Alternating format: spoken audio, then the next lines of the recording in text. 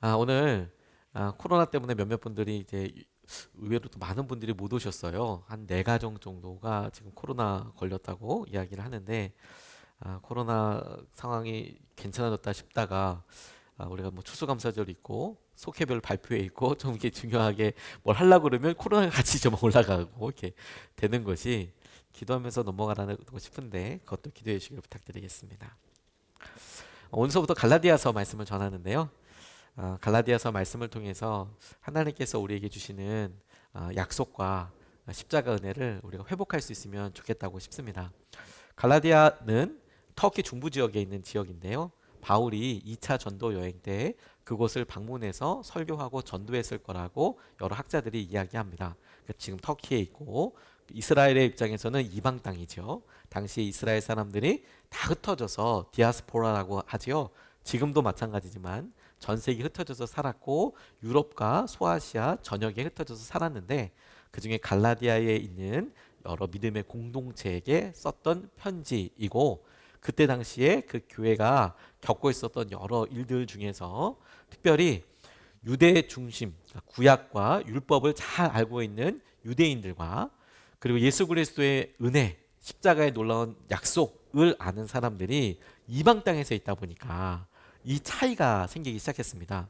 아무래도 이스라엘 땅에서 사는 사람들은 계속해서 전해져 내려오는 이야기가 있으니까 쉽게 구약의 말씀들과 약속들이 어떻게 성취되었는지를 보다 더 많이 알 수 있고 기억할 수 있을 터이지만 이제 사람들이 전 세계로 흩어져 있다 보니까 갈라디아만 해도 그런 구약에 어떤 약속들이 있는지에 대해서 보다 더 잘 알 수가 없었고 그리고 예수 그리스도에 대한 이야기를 듣다 보니 단편적인 이야기들만 듣게 되고 하다 보니까 마치 우리가 새로운 세대가 되고 새로운 문화와 새로운 민족에 들어갔을 때 그 상황에 맞게 적용되듯이 복음과 예수 그리스도의 약속에 대해서 다시 한번 적용되는 그런 과정들을 이 갈라디아서에서 바울이 하고 있는 것을 이제 주목하게 될 겁니다.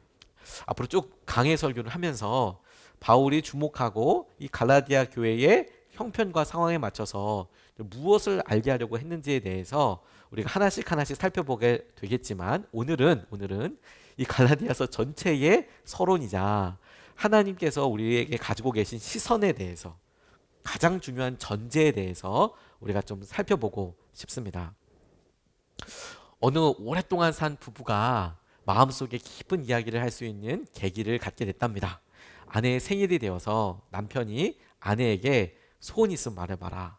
원하는 거 있으면 얘기해봐라. 내가 다 들어주겠다. 그간 아내가 진심을 다해서 혹은 열심을 다해서 이렇게 뒷받침해주고 내조해줬던 게 고맙기도 하고 그래서 무슨 얘기든지 하면 내가 한번 그렇게 해주겠다. 이렇게 이야기를 하니까 아내가 그러면 딱 2시간만 자기 이야기를 들어달라고 이야기하더래요. 무슨 얘기를 해도 내 얘기를 좀 들어줘. 아니 좀 다른 걸 얘기해 보라고. 지금 진짜 오랜만에 뭐든지 원하면 해주려고 그러니까 좀 뭔가 좀 나한테 뭐 필요한 거라든지 뭐 평소 때 갖고 싶었던 거라든지 그런 거 있으면 좀 나한테 얘기해 봐. 괜찮아. 이렇게 얘기했더니 2시간만 자기가 하는 대로 그냥 그렇지 그렇지 이렇게 이야기만 해가지고 대꾸도 필요 없고 그래 그랬구나 이렇게 대꾸만 해줘 2시간만 이야기를 들어달라고 그렇게 이야기를 하더래요. 몇 번 다른 거 해도 된다고 그것도 해주지만 다른 것도 원하라고 이렇게 말해보라고 하는데도 아내가 2시간만 얘기를 들어달라고. 그러니까 뭐 알겠다고 돈이 또 더 드는 것도 아니고 그러니까 마음의 결심 그대로 얘기해 보라고. 그랬더니 결혼 때부터 시작해서 당신이 그때 말이야 그렇게 했던 여러 일들과 그때 얼마나 섭섭했고 얼마나 마음이 아팠고 이런 이야기를 막 하더라는 거예요. 그때 남편이 듣고 아니 그게 말이야 그때 당시에는 이런 일이 있었잖아 라고 이야기를 하려고 하는데 팩트를 이야기하려고 하는데 내 얘기를 잠깐만 들어달라고 2시간만 내가 무슨 얘기를 해도 들어달라고 그러니까 뭐 알았다고 이렇게 이야기하면서 계속 이야기를 시작하는데 안에서 이 남편도 막 할 얘기가 너무 많아지는 거예요. 아니 그때는 그렇게 우리 가정이 그랬고 내 상황은 이랬고 이랬기 때문에 그게 꼭 필요했던 거고 막 이런 얘기를 잔뜩 하고 싶은데 막 그냥 듣기만 해 달라니까. 그래서 부글부글 끓으면서 그래 그래 이렇게 해서 듣다 보니까 한참 막 화가 막 이렇게 나고 힘들고 이런 상황이 계속되다가 시간이 어느 정도 쭉 지나고 나니까 그때서야 비로소 도대체 아내가 왜 이렇게 이야기를 할까? 도대체 아내의 마음은 어떤 것일까에 대해서 비로소 질문을 해보게 됐대요. 어떤 마음이길로 살아왔던 걸까? 나는 그간 꽤 오랜 기간 부부 생활을 하면서 아내에게 불만도 없다고 생각을 하고 고맙다고 생각을 하고 자기도 최선을 다했다고 생각을 하는데, 아니 얘기를 하는 거 보니까 자기 완전 나쁜 놈인 거죠. 뭐 얘기를 했는데 다 그때 섭섭했고 했고 그렇게 얘기를 해보니 처음에는 변명과 자기가 갖고 있었던 생각에 대해서 막 생각이 나다가 그런 것도 다 잊혀질 즈음에서야 비로소 아내가 어떤 마음으로 살았고 아내가 갖고 있던 생각에 대해서 비로소 이렇게 보게 되니까 자기가 갖고 있었던 억울했던 마음, 뭐가 그때 상황에 진짜 팩트냐, 이런 상황이 중요 문제가 아니라 드디어 아내의 마음이, 힘들었던 마음 자체가 이렇게 다가오게 돼서 그 일로 인하여서 부부가 깊이 이야기하고 서로 울면서 공감하는 시간을 가졌다고 이야기합니다. 저는 오늘 이 말씀과 앞으로 갈라디아서가 바로 이런 관점에서 하나님의 마음을 알게 되는 중요한 시기라고 생각하고 있어요. 말씀을 준비하고 기도하면서 저 스스로가 살펴보고 질문해 보면서 회개하고 돌이켰던 것이 무엇이냐면, 저 나름대로 최선을 다했던 것은 성도님들의 삶에서 어떻게 하면 하나님을 더 붙잡고 믿을 수 있을까? 무엇을 하면, 어떻게 순종하면, 어떻게 질문하고 대답해 나가면 그게 우리 믿음에 있어서 하나님을 더 가깝게 알게 되고 느끼게 될까에 대해서 질문을 많이 했거든요.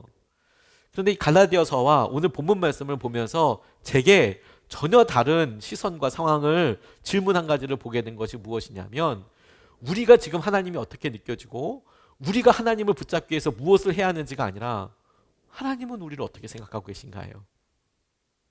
그리고 이건 너무 중요한 일이라고 싶어요. 하나님은 우리를 어떻게 생각하고 계실까요?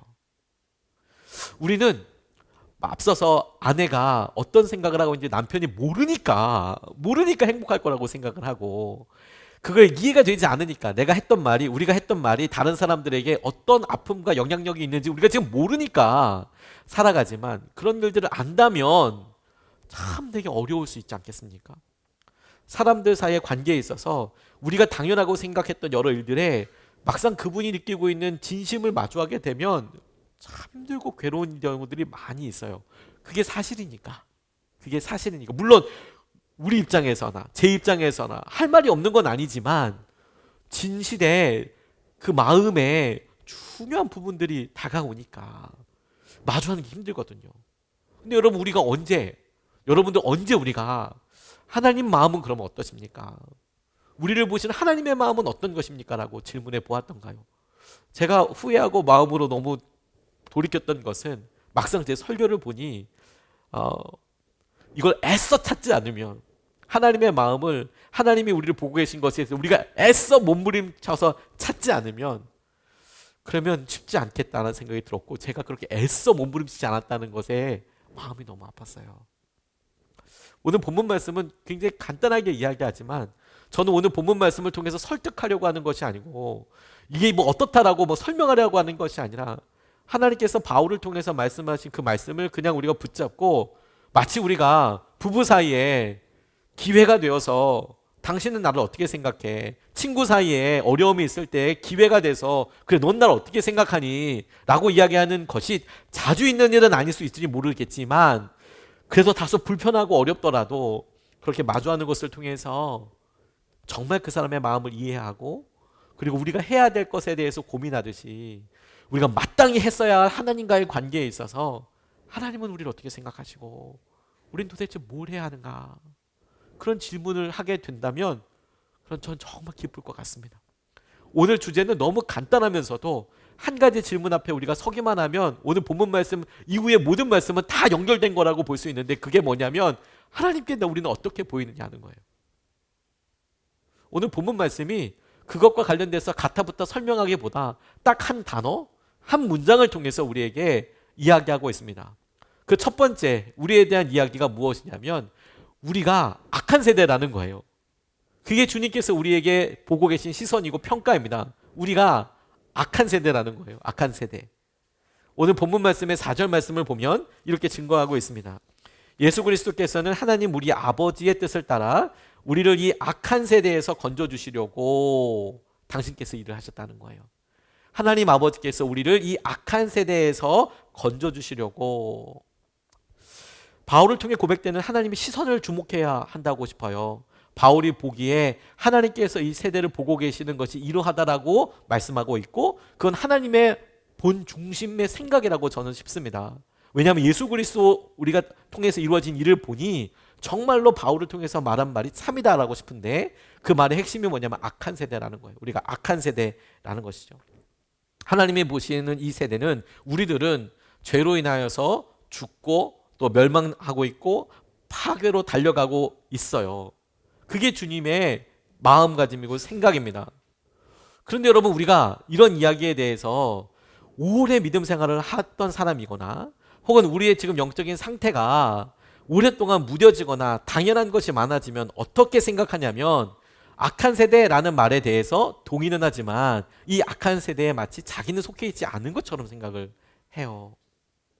우리는 하나님이 사랑의 하나님이고 자비의 하나님이라고, 은혜의 하나님이라고 생각합니다. 틀렸다는 것이 아닙니다. 정말로 하나님께서는 사랑의 하나님이고 은혜의 하나님이십니다. 하지만 그것은 하나님의 성품이지, 하나님이 우리를 보시고 어떤 시선과 어떤 기준으로 보고 계시는지는 중요하지 않습니까? 그분의 성품이 어떠하든지 간에 그런 사실과 주님께서 우리를 보고 계시는 평가와 직면하지 않으면 우리의 삶은 바뀌지 않을 거예요.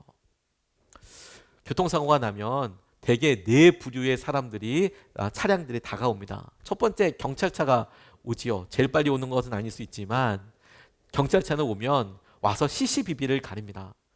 누구에게 책임이 있는지, 누가 가해자고 누가 피해자인지에 맞추어서 결정을 내립니다. 그게 경찰들이 해야 될 일이지요. 그리고 빨리 교통 흐름이 될 수 있도록 조처를 합니다.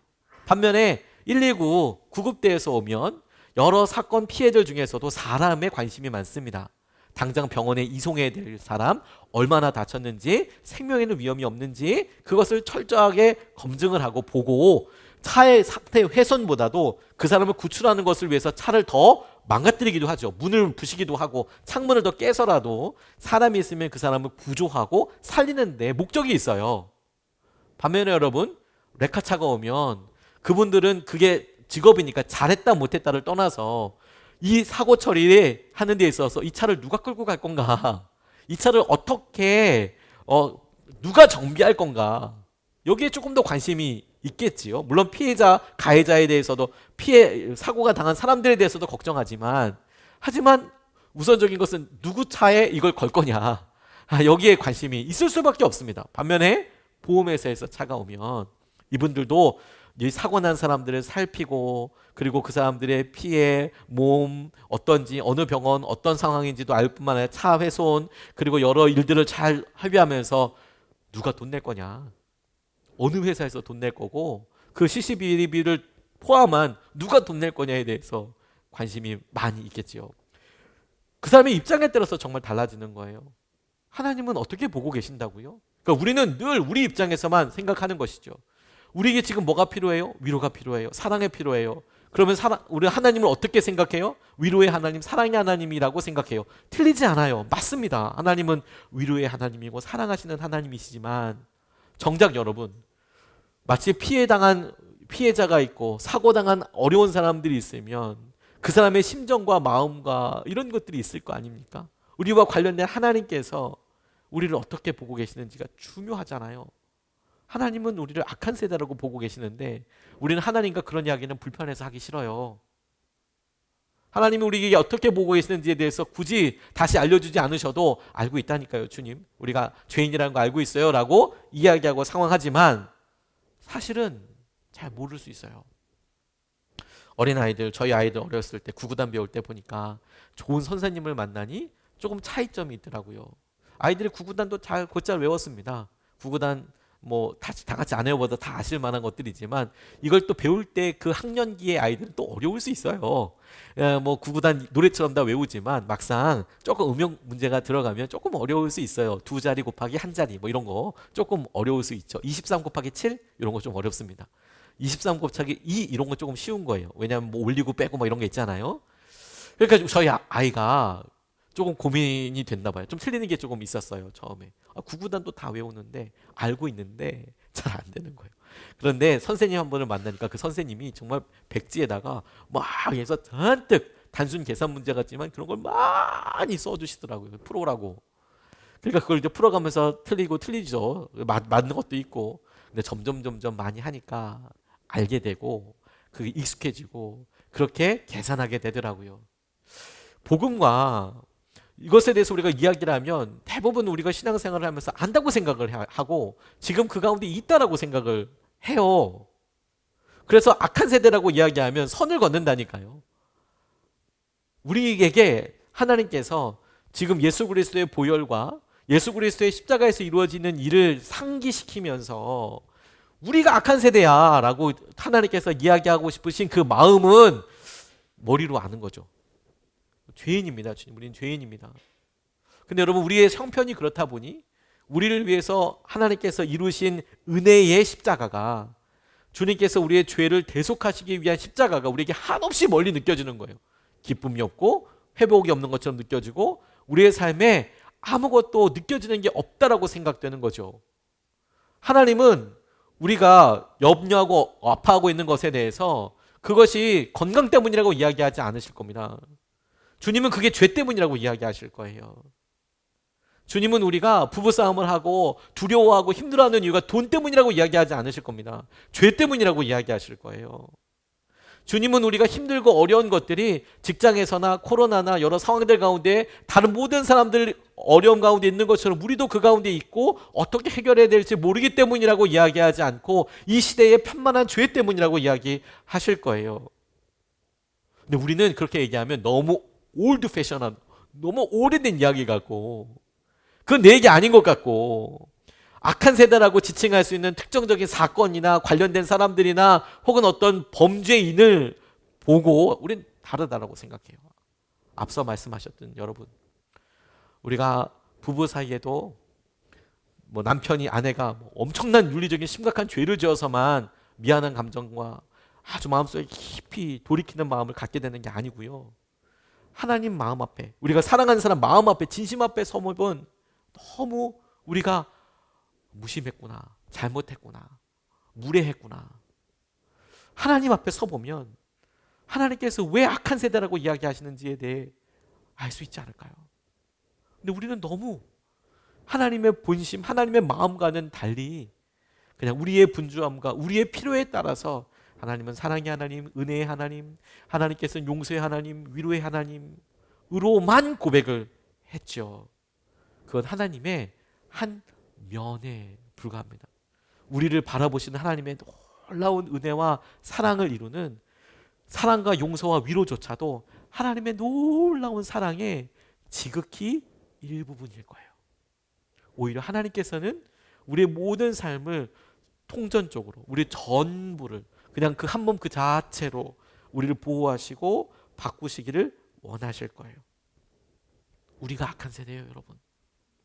우리가 의롭고 주위 사람들보다 조금 더 낫다는 수준으로 우리가 더 살고 그리고 결단하려고 하는 것으로 해결될 문제가 아닙니다. 하나님께서는 이 시기가 노아의 시대와 똑같이 지금 당장 심판해도 진비 없을 만큼, 아니 오히려 이렇게 참고 계시는 것을 나중에 소돔과 고모라 사람들이 자기들 심판당했고 다 죽었기 때문에 지옥에 가서 힘들고 어려워하는 그것을 보고 나중에 이 시대를 이렇게 길어진 것을 보고 소돔과 고모라 사람들이 저 사람들을 왜 저렇게 살려두는 거냐고 라고 물었을 때 하나님이 정말 대답을 어떻게 하셔야 될지 고민될 만큼 우리 세대가 만만치 않은 거예요. 우리는 어떤 행동과 드러난 결과로 이야기하지만 하나님은 우리에 대한 마음과 우리의 해결되지 않는 죄에 대해서 집중하고 계세요. 그게 갈라디아서를 처음 보면서 우리 앞에 드는 약간의 당혹스러움과 함께, 그런데 하나님께서 비로소 우리에게 얘기하기 시작하시고 우리가 주님과의 마음을 믿음으로 붙잡을 수 있는 접점이 된다고 싶어요. 왜냐하면 여러분, 우리가 악한 세대가 아니라면 그 다음 문구도 우리에게 적용되지 않기 때문입니다. 4절 말씀의 그 다음은 이렇게 우리에게 증거하고 있어요. 예수 그리스도께서 하나님 우리 아버지의 뜻을 따라 우리를 이 악한 세대에서 건져주시려고 우리의 죄를 대속하기 위하여 자기 몸을 바치셨습니다. 죄를 스스로 해결해 보기 위해서 노력한 사람들만이 죄로 인해서 절망하고 삶의 진실 앞에 설 수 있어요. 스스로 해보려고 했더니 뭔가 조금 더 가정의 회복을 놓고 그런데 노력해 봤더니 바뀌지 않는 배우자 때문에 너무 어렵고 포기하고 절망하고 힘들어하다가 도저히 안 될 수 없을 만큼의 허무함 가운데 머물러 있는 사람만이 십자가를 주님 앞을 주님의 능력을 구하죠. 자녀를 놓고 간절히 기도하고 변화와 이 아이의 바른 방향을 놓고 간절히 기도하다가 먹여도 보고 돈도 줘보고 좋은 데도 데려가 보고 혼도 내보고 화도 내보고 설득도 해보고 함께 시간도 보내고 하다가 안 되는 거구나라고 고민해 봐서 비로소 주님을 찾게 되고 우리의 삶에 나의 능력을 다 해서 밤을 새서 열심히 해보고 무언가 사람을 설득하거나 우리가 하고 있는 일에 성취와 결과를 이루기 위해서 최선까지 가봤더니 내 수고와 열심으로는 되지 않는 연약함을 비교할 때 마주하고 돼서야 비로소 내가 이렇게 허무한 존재이구나, 깨어지기 쉽구나, 이렇게 부서지기 쉽구나. 그래서 비로소 더듬더듬 찾듯이 찾아서 주님 앞에 오는 경우들이 너무 많죠. 근데 죄의 문제도 그래요. 우리는 참 많이 속이기 쉬운 세상에서 삽니다.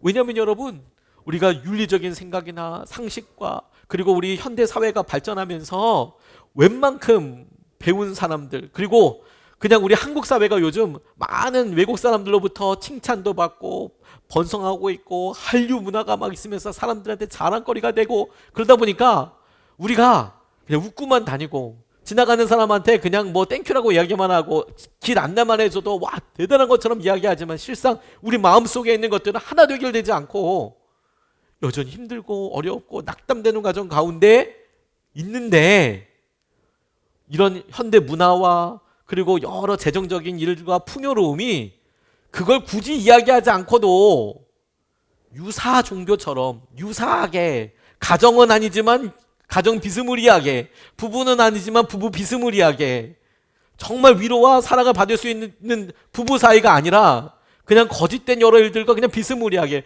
부모 자녀가 아닌 비스무리하게 그렇게 해서 그게 진짜인 줄 그냥 얼렁뚱땅 이렇게 넘어가죠. 그리고 나중에는 진짜인 사람들이 헷갈려요. 진짜인 사람들이.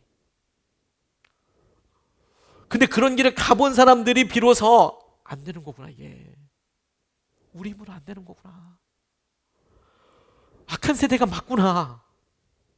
그러면 주님의 이 약속도 우리에게 참이 되고 진리가 되는 거예요. 예수 그리스도께서 이 악한 세대를, 하나님 아버지의 뜻을 따라서 이 악한 세대를 구하시려고 당신께서 친히 그 죄를 대신 갚으시기 위해서, 대속하시기 위해서 자기 몸을 버리셨다라는 거예요. 율법이 이와 같은 상황, 절망 앞에서 어떻게 해결되지 않는 상황을, 그 상황을 예수 그리스도로 표현하기 위한 좋은 마음의 생각의 틀거리가 됩니다. 율법이 이야기했던 것처럼 죄 지은 사람이 죄의 대가를 거쳐야지, 치료해야지. 그런데 그렇게 반드시 치료된 죄의 대가를 벌이나 책임을 받아야 하는 그런 대가를 누군가 대신하는 것, 그걸 대속이라고 이야기하는데, 그렇게 대속함으로 말미암아 져야 될 책임으로부터 자유로워지는 것을 율법이라는 틀이 우리에게 이렇게 하는 사고방식을 알려주었습니다. 그래서 우리가 알아요.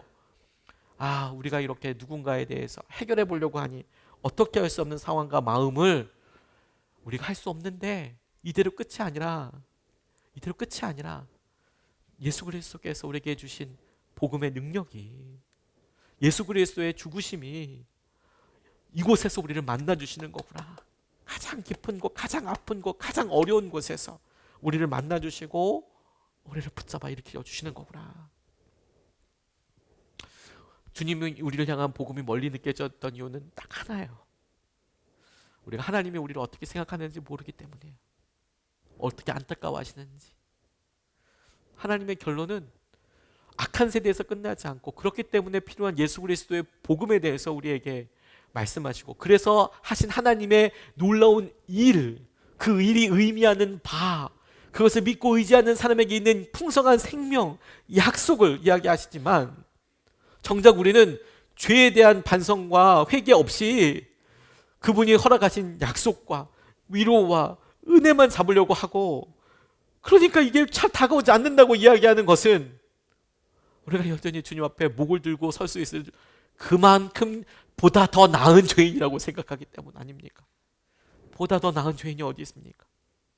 똑같은 죄인이고 주님의 평가 악한 세대라에 저와 여러분들이 단 한 발짝이라도 더 벗어날 수 있겠습니까?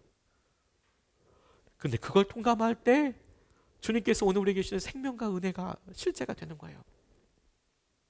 마틴 루터는 우리에게 늘 중요한 나침판도 같은 역할 하나를 합니다. 그게 예수 그리스도를 만났던 과정이에요. 그가 친구랑 같이 길을 걷다가 루터의 아버지는 유명한 상인이었다고 이야기하는데 돈 벌기 원했습니다. 법학가가 되기를 원했어요. 법률가가. 하지만 걸어가다가 벼락을 맞았는데 옆에 같이 걸어서 이야기했던 친구가 바로 그 자리에서 즉사했습니다. 이 낙뢰를 맞고 벼락을 맞고 죽는 게 자주 있는 일이 아니지 않습니까? 더군다나 벼락 맞고 바로 옆에서 죽었어요. 그러니 여러분 이게 정말 뭐 우리가 한 끗 차이다 한 끗 차이다 이야기할 텐데 진짜 한 끗 차이인 거예요. 같이 이야기하는데 보통 이야기할 때 여러분 아내분이랑 혹은 남편분이랑 이야기하는데 5m씩 떨어져 있지는 않지 않습니까? 뭐 별로 안 떨어져 있지 않습니까? 항상 뭐 살짝 닿을 만큼 가까이 있지 않겠습니까? 근데 바로 이야기했던 사람이 옆에서 벼락 맞고 죽었어요. 너무 두려웠습니다, 죽는 게. 그래서 법률을 포기하고 신학을 공부하기 시작합니다. 그런데 신학자가 되고 싶었던 것은 아니지만 신학을 공부했고 그가 관심 있었던 것은 뭐냐면 정말 이 죄 사함에 대한 자유함을 누리고 싶어 했어요. 그래서 수도사가 됐습니다. 수도사들도 공부했거든요. 수도사로서 공부할 때 이 사람이 자기가 회심했던 글을 스스로 이렇게 쓴 게 있어요. 이런 이야기를 남겨놨습니다. 복음에는 하나님의 의가 나타나 있다. 루터 이게 이해가 안 갔대요. 하나님의 의가 나타나? 이분이 이렇게 이해합니다. 나는 하나님의 의라는 말이 싫었다. 흠잡을 데 없는 수사로 살면서도, 그러니까 수도사로 살면서도 하나님 앞에 양심이 극도로 불안한 죄인으로 느껴졌다. 내가 만족하는 수준에 그분도 만족하실지 자신이 없었다. 뭐냐면 자기가 뭔가 안 하려고 노력하고 그래서 당시에는 고해가 있었지 않습니까? 근데 죄를 고백하고 그 죄에 대해서 이 죄를 듣는 사람이 이렇게 해라. 죄에 대한 어떤 벌처럼 혹은 대가처럼 하면 뭐 성경문을 읽기도 하고 뭐 기도문을 읽기도 하고 몇 시간 기도하기도 하고 막 그런 걸 계속 했단 말이에요. 근데 계속 고민이 뭐냐면 그러면 하나님께서 만족하실까? 나 이러면 용서된 거야? 이런 생각을 했다는 거예요. 만족하실 자신이 없었다. 그래서 점차 알고 보니 하나님의 의란 곧 의인이 하나님의 선물인 믿음으로 살아가는 기준이다. 비로소 내가 완전히 거듭나 열린 문으로 바로 낙원에 들어가 있음을 느꼈다라고 그가 적었어요. 이게 무슨 말이냐면 여러분 무언가 막 하려고 해보니까 늘 자신이 없었어요. 이게 이렇게 하면 하나님께서 나를 구원해 주시는 게 맞나? 그런데 그 하나님의 의, 그 의로움에 대해서 우리가 생각하고 볼 때 보니까 자기 수준으로서 계속 본 거예요. 내가 뭐 어떻게 하면 될까? 내가 어떻게 하면 이 간격을 채울까? 하나님과 나 사이에 있는 이 간격을 내가 어떻게 하면 무엇을 해서 무엇을 바쳐서 들여서 헌신해서 이걸 다 갚을 수 있을까라고 뭐 방법을 다 해봤는데 안 된다는 거예요. 안 되더라. 이게 안 되더라. 근데 하나님의 의에 대해서 보니까 그게 아니고 하나님께서 우리의 이런 갈망과 이런 마음을 의롭게 보아주셨다. 그러니까 우리가 하나님을 만족시키기 위한 어떤 행동에 중심이 있는 것이 아니라 하나님께서 당신의 의로움으로 우리를 이렇게 보아주셨다. 그래서 여러분 우리는 용서받은 죄인입니다. 우리는 의인이 아닙니다. 우리는 용서받은 죄인입니다. 용서받은 죄인입니다. 우리를 용서해 주신 하나님의 의가 우리를 놀랍게 붙잡고 계셔서 오늘을 살지만 그러나 여러분 우리는 의인이 아닙니다. 용서받았을 뿐 여전히 우리는 용서받은 죄인처럼 살아갑니다. 우리가 그 사실을 놓쳐버리면 어느 순간에 하나님께도 우리 주위에 있는 사람에게도 너무나 많은 어려움과 아픔이 가해지고 있지만 모르고 살아갈 수 있어요. 그리고 세상 사람들처럼 나만 괜찮으면 되지 뭐 나는 괜찮으면 되지 이렇게 삽니다. 그렇지 않습니다. 여러분 우리가 악한 세대이고 동시에 주님의 죽음으로 인해서 생명의 약속을 드러내는 십자가 우리가 바로 그 십자가 세대인 거예요. 우리가 악한 세대이면서 동시에 십자가 세대인 거예요. 이 십자가 세대는 우리 다음의 세대가 아니라 우리가 바로 그렇다는 거예요. 우리가. 그 십자가는 우리에게 지금 필요한 하나님의 복음이고 능력이라는 거예요. 그래서 기도하면서 상상을 해봤어요. 예수님께서 여러분 이 자리에 서셔서 무슨 이야기를 제일 먼저 꺼내실 것 같습니까? 2000년이 지난 이후 지금 이 시간에 코로나가 있고 뭐 이렇게 해서 주님이 지금 예수님이 이 자리에 서서 저와 여러분들에게 선포하시면 무슨 이야기 하실 것 같습니까? 고민해 볼 필요도 없어요. 성경에 뭐 얘기했는지 보면 알 수 있습니다. 회개해라. 천국이 가까웠다. 하나님의 나라가 임하였다. 회개해라. 삶을 돌이키고 하나님의 나라를 위해서 살아야 할 것이다. 그 이야기를 보면서 이스라엘 무리들 종교 지도자처럼 뭐야 뚱하게 뭐 회개를 왜 해? 하나님의 나라가 온데 그거 뭐 우리가 뭘 해야 돼? 예수님을 마주했을 때 당시에 여러 무리들과 종교 지도자들의 모습과 우리가 별반 차이가 있겠냐는 거예요. 예수님은 지금 2000년이 지나도 여기 옷에 오셔도 물론 말하는 방식이 저처럼 이렇게 이야기하지는 않으실 거라고 싶어요. 하지만 예수님이 지금도 오셔서 이야기하신다면 그 첫 번째는 회개해라. 하나님의 나라가 가까웠다. 하나님의 나라를 위해서 살아라. 그거 이야기하시지 않겠습니까? 근데 우리는 그걸 외면하고도 얼마든지 어려움과 상황과 형편들 넘어설 수 있다고 우리 스스로를 만족하고 여기까지 왔어요. 그게 여러분 우리가 앞으로 갈라디아서에서 이제 앞으로 더 자세하게 살펴보게 되겠지만 오늘 아주 거칠고 아주 그냥 단순한 투박한 적용을 해보면 그게 다른 복음 같은 거예요. 그렇게 사는 게. 그게 세 번째 우리의 영적인 분투와 연결되어 있습니다. 그리스도의 은혜 안에서 머무는 것. 오늘 본문 말씀에서 우리가 악한 세대이고 그래서 십자가의 세대라고 한다면 우리의 믿음의 분투, 우리의 믿음의 핵심은 그리스도 안에 머무는 것이 될 거예요. 그리스도의 은혜 안에 머무는 것이 우리의 삶의 싸움이 될 거고 우리 삶의 간절함이 돼야 될 거예요. 6절 말씀을 보면 이렇게 나와 있어요.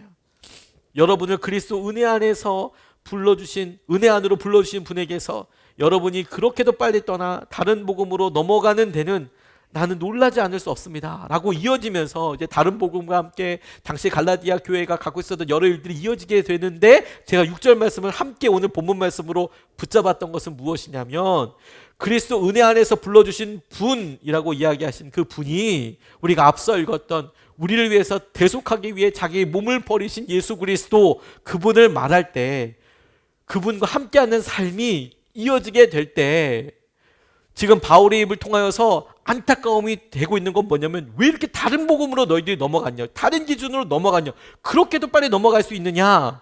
그러면 다른 복음이 아닌 그렇게 유혹에 넘어가는 것이 아닌 무엇이 중심이고 어디에 살아야 하는가를 이야기할 때 그 중요한 기준이 그리스도의 은혜 안에서 머무는 거예요. 이게 우리 삶의 믿음의 핵심입니다. 왜냐하면 여러분 우리가 너무도 쉽게 은혜를 저버리고 잊어버리고 살아가요. 괜찮다고 생각하죠. 그게 그렇게 중요한 문제가 아닌 것. 왜냐하면 그게 피부로 다가오지 않으니까요. 사실 여러분 우리 수험생들 놓고도 같이 기도하고 있지만 수험생들이 수능시험 보는 거 날짜는 1년 전에 결정이 되는 게 아니라 그 전 대충 언제 보는지 다 정해집니다. 11월 달에 몇째 주 목요일 딱 정해져 있어요. 요일도 거의 요일은 무조건 목요일이죠. 그래서 시험기에 봅니다. 그래서 고등학교 심지어 중학교 때도 대충 언제 시험 보는지 물론 시험 패턴이 그 사이에 바뀔 수 있어도 알 수 있어요. 근데 어떤 사람들은 그걸 준비하면서 고민만 계속하면서 하는 사람도 있고 대비하고 준비하는 사람도 있고 마지막까지 준비 안 하는 사람도 있어요. 그 시기가 다가오면서 막 고민하는 사람들도 있고요. 다양하게 그런 사람들이 많이 있죠.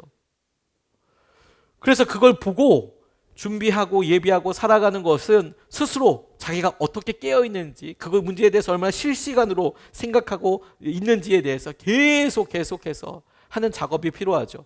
실제로 여러분 시험이라는 것은 수능 시험은 1년에 한 번 혹은 재수 삼수하면 2번, 3번, 그 시기 19, 20, 21, 22, 뭐 요때 20대 초반 혹은 특수한 목적이 있어서 어떤 때 겪게 되는 그 시기가 있지 않습니까? 하지만 그 시기를 전하고 계속 준비하고 살아가지 않습니까? 우리 삶의 여러 문제도 마찬가지일 거예요. 그리스도의 은혜, 죄의 문제가 우리 삶에 아주 극명하게 드러날 때가 사건으로서 드러날 때나 사고로서 드러날 때가 많지 않을 수 있어요. 그게 정상일 겁니다. 죄 짓고 어떻게 살겠습니까? 하지만 우리의 연약함과 하나님 오실 날을 생각하고 우리가 마음을 지키면서 살아가는 거, 우리가 어떤 은혜를 받고 누리고 있는지를 살아가는 거, 그리고 그것이 오늘 우리 삶에서 어떤 의미인지를 끊임없이 고백하는 거, 그게 중요한 거예요. 그게 그리스도 은혜 안에서 머무는 분투예요. 우리는 주님 안에, 은혜 안에 머무는 행동을 그냥 가만히 있는 거라고 생각을 합니다. 그렇지 않습니다. 그리스도의 은혜 안에 있기 위해서 우리는 싸우는 거예요. 그리스도의 은혜 안에 머물기 위해서 분투하는 거예요. 여러 유혹과 어려움도 그대로 있죠. 복음도 알았습니다. 주어진 환경과 상황 때문에 본질이 아닌 다른 것에 주목하고 스스로 어려움에 빠집니다. 주님은 우리를 은혜 안으로 계속 불러주세요. 은혜 안에 서라고.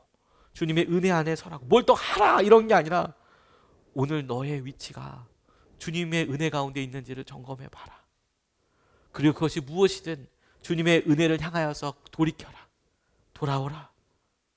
그리고 그렇게 주님의 은혜 안에 서는 사람이면 이면 반드시 고백되게 밖에 없는 것이 우리의 실제 모습을 직면하게 될 수밖에 없고, 그리고 더더더 주님 앞에 나아갈수록 우리의 연약함에 주님 앞에 토설되고 회개하게 되고, 그리고 주님 앞에 매어 달릴 수밖에 없게 될 거예요. 그게 성경이 우리에게 이야기하는 복음과 은혜의 놀라운 관계입니다. 그걸 안 하면 죽을 것 같기 때문이 아니라 더 사랑하기 때문에, 주님을 더 갈망하기 때문에 그렇게 되어진다는 거예요. 파인애플 스토리라는 책에 선교사님 한 분의 이야기가 나옵니다. 7년 동안 이분이 사역하셨던 일을 쓰신 건데, 이분이 사역을 하면서 여러 일들이 이렇게 그립고 또 불편한 것들이 많은데 이걸 자체적으로 어떻게 해결해 볼까 하다가 그 정글에 살다 보니까 과일이 그렇게 땡기더래요. 과일 좀 되게 생긴 과일, 뭐 그냥 유실수가 있긴 있지만 정글에 있는 그런 유실수가 뭐 그 자리에 계속 그렇게 풍성하게 있는 것도 아니고 서로 먹는 사람도 많고, 그러다가 생각한 게 뭐냐면 기후를 생각해 보니까 파인애플이 좋겠다는 생각을 한 거예요. 파인애플, 파인애플 심어서 파인애플 맛있잖아요. 네. 그거 이제 먹으면 좋겠다 이런 생각이 들어서 원주민 한 사람을 고용해서 돈을 주고 이 밭에 파인애플 좀 심어달라고 이야기를 했대요. 그러니까 이 사람이 돈 받고 자기 품삯을 받고 그 밭에다가 파인애플 모종을 다 심어놨대요. 3년 걸린다네요. 그래서 이 3년 동안 되고 이제 마침내 이제 파인애플이 열릴 때가 됐어요. 그래서 이제 파인애플 먹으려고 이제 쓱 갔는데 밭에 파인애플이 없는 거예요. 이 뭐야 이게, 보니까 다 따갔어 누가. 이거 누가 따가지고 갔어? 이 정글에서, 이 도시 한복판도 아니고 정글에서 이거 누가 할까? 이거 사실 되게 의심스럽고 걱정되죠. 사실 저도 그런 경험들이 있어요. 저 예전에 교회에서 목회할 때, 시골에서 목회할 때요, 교회 문 앞에 더덕 하나가 이렇게 자연산으로 이렇게 열렸어요. 더덕, 천연 더덕. 그래서 향도 나고 그랬어요. 그래서 이렇게 쭉 이렇게 나고 이렇게 교회에 아주 예쁘게 자라고 있었답니다. 저걸 언제 캐서 먹을까 생각을 했는데 세상에 등산객 한 명이 더덕을 캐가고 그걸 꼭지를 따가지고 거기다 이렇게 심어놨어요. 마치 더덕이 계속 있는 것처럼. 왜 줄기가 마르나 했어요. 와, 사람들 향한 막연한 의심과 적개심이 그렇게 생긴다는 걸 제가 알았어요. 교회에 있는 그 더덕을 캐가려면 다 빼지, 그것도 아니고 그 뿌리만 빼가고 이거 다 심어놓은 그 놀라운 집요함에 깜짝 놀랐어요. 근데 이 선교사님도 그랬다는 거죠. 파인애플 다 따갔어. 그래서 너무 화가 나서 처음엔 이분이 하고 있었던 의로 병원을 닫아버렸대요. 어떻게 그럴 수 있을까 싶지만 여러분, 사람이 감정이 상하고 분노가 있으면 나 관계 안 해, 싫어, 안 도와줘, 그래가지고 병원을 닫아버렸대요. 그랬더니 그 자기들이 아픈 건 그런데 아이들이 아픈 거는 어쩔 수가 없잖아요. 그래서 원주민들이 와서 병원을 열어달라고 간청을 해서, 그래서 병원을 다시 열어줬대요. 그래서 자기가 이렇게 분노하고 있다, 이제 이런 액션을 이제 보인 거죠. 근데 그 병원을 열고 이야기하다 보니까 범인이 누군지 알았어요. 범인이 누구냐면 그 파인애플 심어준 사람, 품삯 받고 심어준 사람. 이거 도둑질 아니냐라고 따져봤더니 그 사람은 내가 심었는데 내 거잖아. 이렇게 생각했다는 거예요. 내가 심었잖아. 내 거지. 아니 돈 줬잖아. 그러니까 내 거지. 선교사님 이렇게 얘기하는데 내가 직접 심었잖아. 그러니까 내 거지. 그 당시 이렇게 보니까 그 원주민 사회에서는 심으면 자기 건 거예요. 심은 사람이 임자인 거예요. 와, 뽀글뽀글 이렇게 하다가 그래 내가 몰랐으니까 그래 그러면 그 밭은 너 가져. 그래서 다른 원주민한테 내가 우리가 상점에서 파는 철제 여러 이제 제품들이 있을 거 아닙니까? 공산품들 중에서 선교사로 갔으니까 좋은 칼, 밀림이니까 칼이 이렇게 필요한데요. 마테체 같은 이 칼을 줄 테니까 여기다가 좀 심어달라. 이걸 주고 네가 대신 심는 거니까, 대신 심어. 이거 내가 줄 테니까 네가 여기다 심어줘. 그래서 그 밭은 그분한테 양보하고 새로 이 사람한테 부탁을 해서 파인애플을 심었다는 거예요. 그리고 또 3년 정도가 지났는데 세상에 놀랍게도 또 파인애플이 없어지는 거예요. 근데 이제는 한 사람이 하는 게 아니라 주민들이 다 가져가더라는 거예요. 이건 내가 먹어야 되는데 이걸 왜 먹는 거야 싶어서 이 사람이 상점 문을 닫아버렸대요. 그랬더니 상점 문이 닫아지니까 굳이 원주민들이 이 선교사님 주위에 여기 살 필요가 없는 거예요, 마을이. 그래서 원래 살던 정글 안으로 들어가 버리더래요. 혼자 남게 되잖아요. 그래서 다시 상점 문을 열고 간절히 와서 살아달라고 이야기했다는 거예요. 속이 너무너무 끓였대요. 왜냐하면 분명히 내가 내 돈을 값을 지불하고 파인애플 심었고 모종도 자기가 갖고 온 거고 다 했는데 이 사람들 자기가 심었다고 그걸 낼름낼름 다 먹으니까 용서가 안 되고 힘든 거죠. 그렇게 왜 법대로 안 하냐. 그런데 한참 그렇게 속 끓이고 있을 즈음에 불현듯 기도하다가 이런 생각이 들었대요. 이거 어차피 내가 먹을 수도 없는 거고 이거 손해본 것도 없다. 아무래도 나는 먹지 못할 파인애플이니까 이거 그냥 하나님께 드리자. 하나님께 드리자. 이렇게 생각을 하고 하나님께 드린 거니까 뭐 원주민들이 파인애플 가져가든 말든 뭐 더 이상 화도 내지 않고 이젠 내 거 아니고 하나님 거잖아요. 사실 저는 이 말에 좀 더 놀랐어요. 하나님 거면 더 화가 나야 되지 않나? 하나님 거는 마음대로 먹어도 되나? 이런 생각도 살짝 들었지만 마음에 본인이 내려놨다는 이야기죠. 내려놨다는 이야기. 그래서 하나님 파인애플이니까 하나님의 자녀들이 다 먹는 거니까 감사하고 할렐루야하고 그렇게 했다는 겁니다. 그리고 사람들한테 그런 이야기를 한정하기 시작했대요. 이거 하나님의 파인애플이니까 마음대로 먹고 뭐 이렇게 하는 거에 대해서 이거 하나님 거라고 계속 이야기했답니다. 그랬더니 원주민들이 자기가 하나님 거를 훔쳤다고 생각하기 시작하더라는 거예요. 내가 하나님 거를 훔치는 거구나 지금. 자기가 심은 걸로 생각하면 자기 거지만 내가 하나님 거구나 이거를. 그래서 이 파인애플 훔쳐가는 사람들이 점점점 없어지기 시작했다는 거예요. 그리고 이 선교사가 수확한 이 파인애플을 맛있게 혼자 먹는 게 아니라 원주민들과 다 나눠 먹고 함께하는 것을 통해서 하나님께 맡기는 삶이 어떤 것인지 알게 되었노라고 이 파인애플 스토리라는 책이 이야기합니다. 근데 여러분 우리에게도 딱 그와 같이 주님께서 말씀하신다고 싶어요. 우리는 어느 순간에 우리의 기준을 가져놓고 살아요. 우리의 마음대로 맞다고 이야기하죠. 근데 하나님께서 우리에게 보시기에 하나님께서 하신 놀라운 약속과 은혜를 우리는 우리의 삶의 방법과 기준으로 막 그렇게 살려고 하는 거예요. 우리가 어떻게 보이는지 잘 몰라요. 그리고 우리는 끊임없이 우리가 정해놓은 율법과 우리가 정해놓은 법칙과 우리가 정해놓은 생각을 가지고 사람들을 평가하거나 비난하거나 혹은 어떻게 그 사람들에게 말해줄지에 대해서만 생각을 합니다. 그렇지 않아요, 여러분. 우리의 마음은 주님이 우리에게 주신 은혜 가운데 머무는 거에 있어야 해요. 은혜 가운데. 그것을 향한 분투이고 그것을 향한 고백이어야 한다는 거예요.